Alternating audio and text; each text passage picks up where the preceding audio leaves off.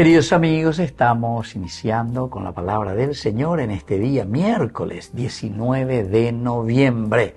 Y viene a nuestro encuentro, como siempre, la palabra del Señor a través del segundo libro de los Macabeos, capítulo 7, versículos 1, y luego del 20 al 31.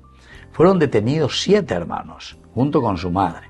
El rey Antíoco, flagelándolos con azotes y tendones de buey, trató de obligarlos a comer carne de cerdo, prohibida por la ley. Incomparablemente admirable y digna del más glorioso recuerdo fue aquella madre que, viendo morir a sus 7 hijos en un solo día, soportó todo valerosamente gracias a la esperanza que tenía puesta en el Señor.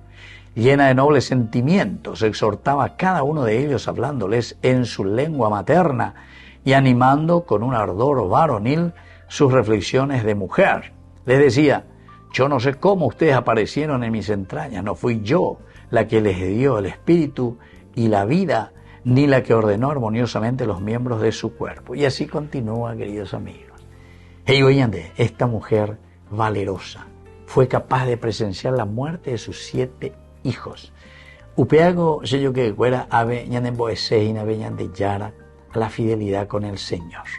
Somos capaces de llegar al martirio. Mártir quiere decir ser testigos de la verdad.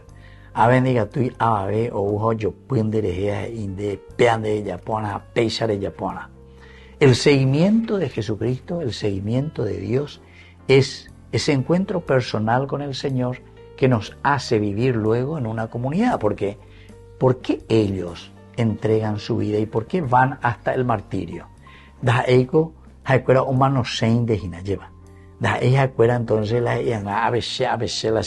No, sino que, queridos amigos, lo que el autor sagrado, escribiendo y reflexionando sobre esta situación de esta madre, 7 hijos que ve perder, y estos hijos que son capaces también, escuchando a la madre, seguir el consejo de esa madre que les llamaba a la fidelidad, significa, queridos amigos, testimonio dentro de nuestra comunidad.